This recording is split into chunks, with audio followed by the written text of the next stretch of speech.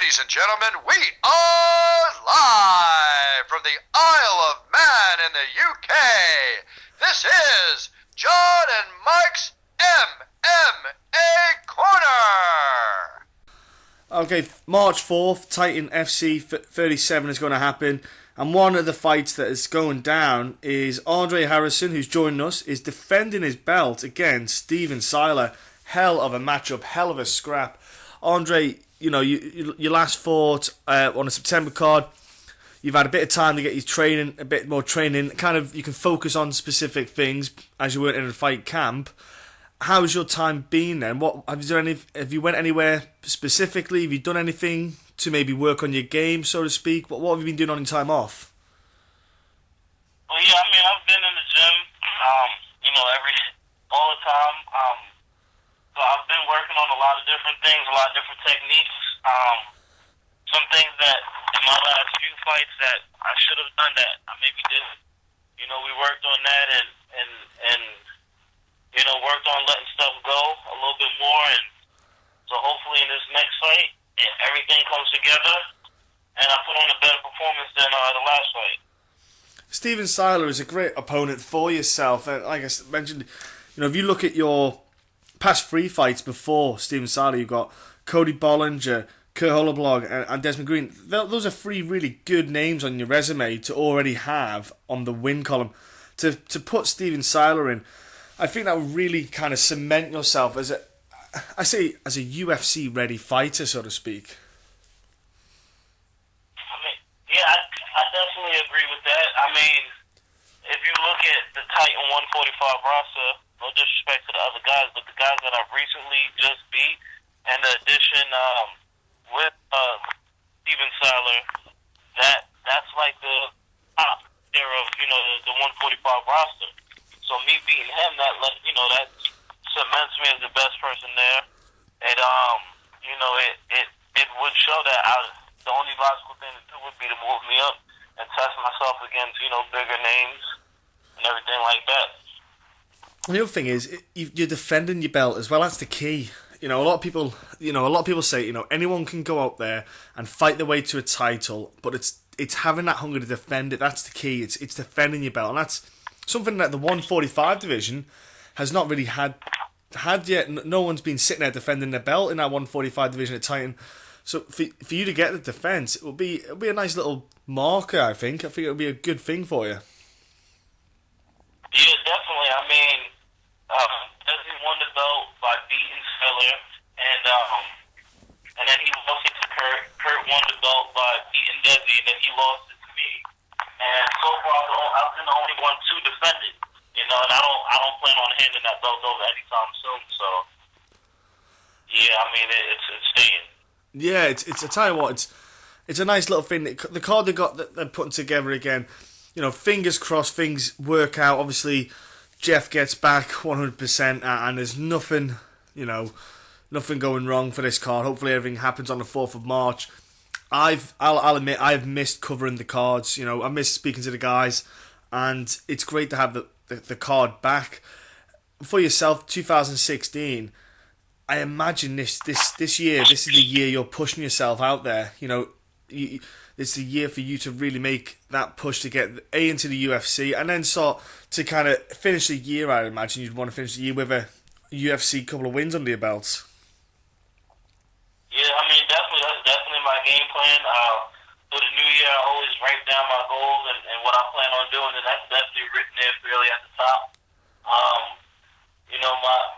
My brother Randy Brown just got signed on that show, and he went ahead and he won his UFC debut, and now he's pushing, he's helping me out with my fight camp now and everything, along with my other teammates, and friends that Belmore Kickboxing and Scarola Jiu-Jitsu. Everybody's pushing to make this not only a win, but a strong win at that. Like, let it be cemented that if we fought 10 times, I'd win 10 times.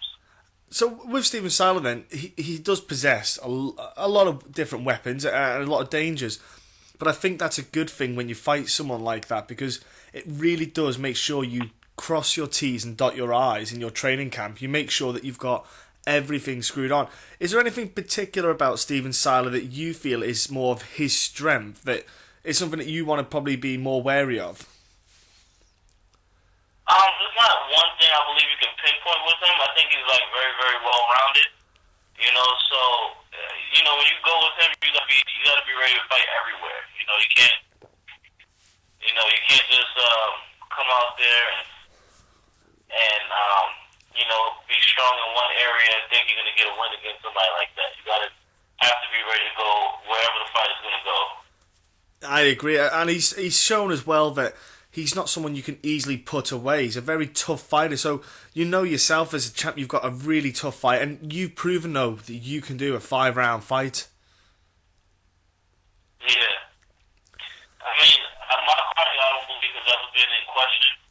I work really, really, really hard every day, every night, so my cardio's never been in question. So if it does go the distance, I'll be more than ready to go to do that. With say Randy getting up into that UFC debut, does that really as well? Does that help give that? I suppose. I'm sorry. Sorry, mate. With your friend going into the UFC, your training partner, your buddy, your partner in crime getting into the UFC as well. Does that kind of? I would say inspire, but does that help that fire go? Does that say it's there? It can happen. It can. Obviously, some people can get a little bit of disbelief. They think, oh, why is it not happening? Does when that kind of thing happens, or does it give you that kind of urge and that kind of excitement? It can come. I've just got to keep doing what I'm doing to make it, and it'll happen. Yeah, definitely. I mean, especially when it hits so close to home, because me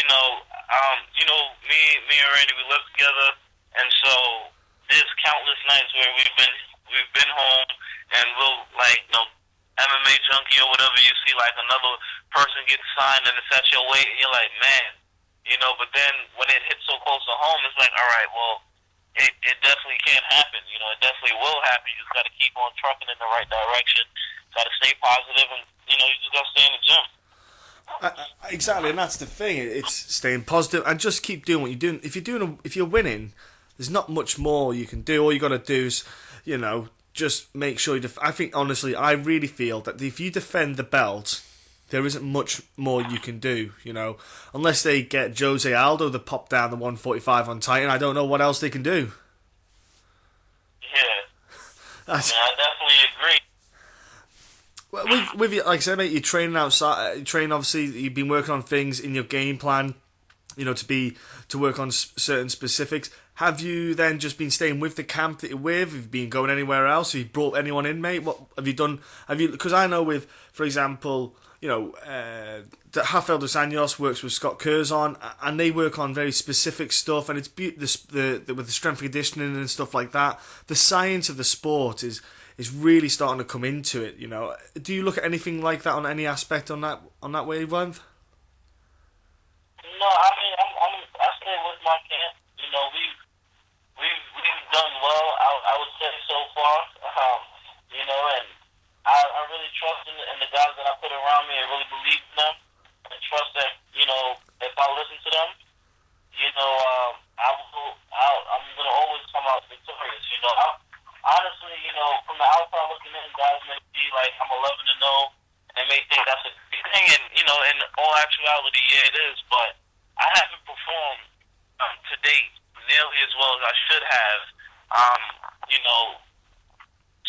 So if I can just factor in and do things the way both my coaches and Keith Trimble, Joe Scrolla, if I can go out there and do things the way they know I can do things, it'd be a whole different.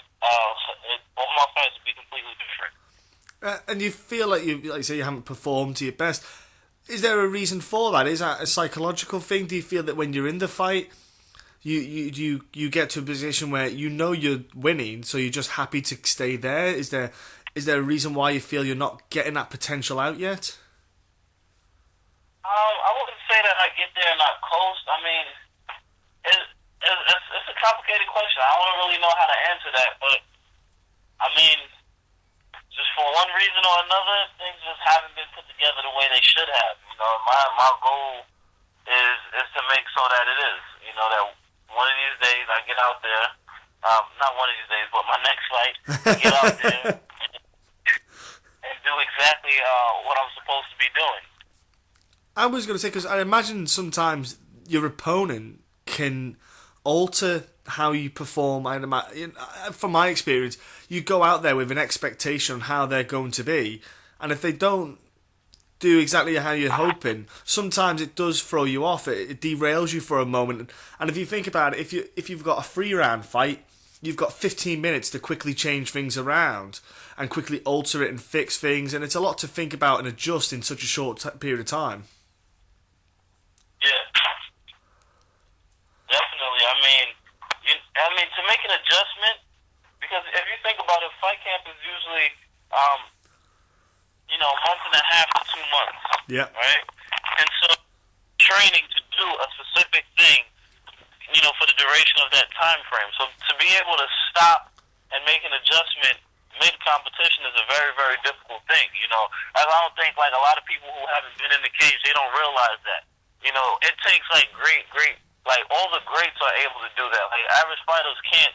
It's very difficult to stop mid-fight and be like, all right, I'm going to make an adjustment and completely change what I've been doing for the last 2 months.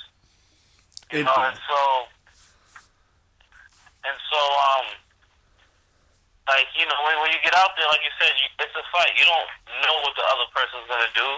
You just have to be able to implement your game plan to the best of your ability to come out on top. Yeah, I agree, because, for example, if you're having a fight and you've been drilling a simple combination like a double jab, right straight, because your opponent always steps to the left whenever a double jab is thrown, so you're setting him up for the right straight, and then all of a sudden you're having a fight and you throw the double jab and he steps over to the other side, he steps to the right instead.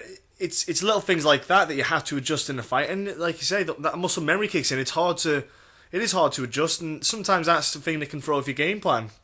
You drill for something and they change. Definitely. It is, because you don't know what they've been doing for that month and a half or 2 months, like you say. It is very difficult, and that's the thing about this sport. That's how beautiful the sport is.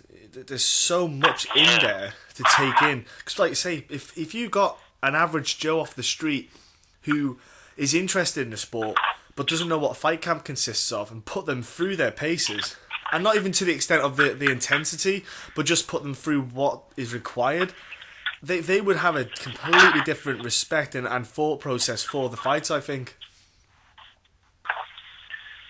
Definitely. The other day, a gentleman told me that he was willing to go down and spar with some guys because he heard that sparring partners get paid money. And I told him, I said, do you have any, experience in the field? Because it's not something that you just walk up and willingly do, because, you can legitimately get hurt. It is a fight. I don't know. Some people look at it as it's a competition, and it is in some aspects, but at the end of the day, let's not do fighting out there. You have somebody out there that's looking and trying to hurt you. And so if you're not ready to defend yourself, you're going to get hurt up until the point that the referee says you've had enough.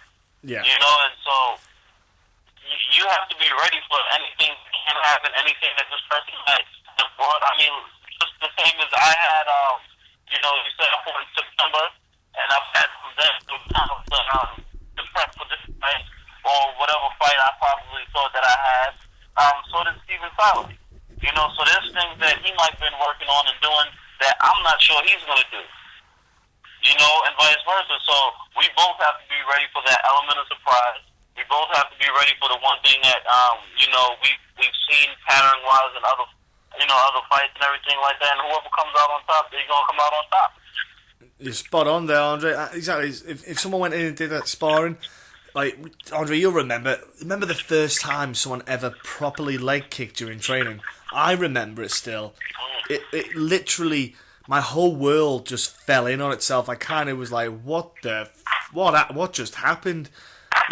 It's crazy. So yeah, if you haven't got the experience, you should not be stepping in to spar with someone if you don't know what it's like to be hit for a start. It's because some people are professionals and they will mess people up. Andre, look, Steven Siler is a hell of a matchup for the Titan FC card, and it's a great way to defend your belt. I think it's an awesome matchup. I cannot wait for this fight, my friend.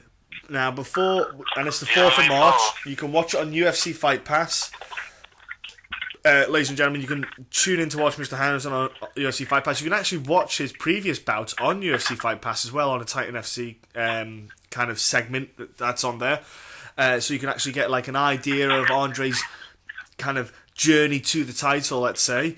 But also, if you want to talk to Andre Harrison and wish him well, you can do it on social media. Andre, what's your social media stuff, buddy, so people can jump on? On Instagram it's Dre the Bull MMA 145, and on Facebook it's just simply Dre the Bull. There you go. Get on, jump on, Dre the Bull. You heard it here, folks. Jump on, give him a follow, give him a bit of support. And what about your sponsors, mate? You got sponsors out there helping you out? Yes. I'd like to thank Costa, Species. Let me see. Species. There's times like this where you kind of wish you had one of your shirts handy, so you could just take a little cheap peek at it. What do you call it? Crown. I'd like to thank Crown. David Martin's Body Concepts, and New York. I like to thank them. If I'm missing anybody, I sincerely apologize. Andre, honestly, I've had many fighters come on and they get caught out by it. Don't worry about it, my friend. It happens. Sometimes there is that many sponsors. It actually is difficult to remember. So, I'm sure you've mentioned many sponsors before in the past. I'm sure they'll know who they are. What about, obviously, last but not least, you mentioned your coaches before. Do you want to give a shout out to coaches, training partners, friends, family, just people who are supporting and helping you out? Yeah, definitely. I'd like to thank first and foremost Keith Trimble. Really had a fun relationship, and I'm very, very grateful for that. Thanks for everything that he's done for me. Joe Scarola, same thing. Definitely thank you for everything. Carlos Rosado, Gregor Gillespie, who's also fighting on March 4th, defending his Ring of Combat title. Nick Fiore again fighting March 4th as well. Let me see, Terrence Hill, Dennis Bermudez, Chris Wade, and definitely Randy Brown. I'd like to say thank you for everything. Congrats on your win, man. We'll party it up when I get done with mine. Hey, look, it sounds like you got a group of guys there peaking at the same time with you as well, which is always a good thing. Seems like there's going to be a lot of positive vibes going down at the gym, all working together for getting the W's. So look, Andre, have a great fight, man. Have a great time on the 4th of March. You know, enjoy yourself with Titan, and look, thank you very much for coming on. Yes, sir. Thank you for having me. Oh, is that Randy Brown with you as well? Is he now just turned up? Yeah, that's what I told you, but he just got done with his UFC debut. Am I on this? Fire. Yeah. Well, tell him congratulations on his win, and well done on getting that UFC contract, getting into there, man. Congratulations to him. All right, thank you, man. Thank you. No, absolute pleasure, sir. It was. I was watching the fight on the weekend. I was watching the fight card on the weekend. Honestly, sir, it's a great moment for you. And like you say, Andre Harrison, he gets the win against Steven Siler. He's going to be stepping into the UFC. It has to be. Absolutely. Once he gets him out of there, Andre's next up for sure. I can't wait. Yeah, great positive vibes going down with you guys. I'm telling you, good things are going to come in 2016 with you and the boys in the camp. Yes, sir. Definitely. And you got to. All right. Thank you. Thank you, Andre. Thanks, guys. We'll speak soon.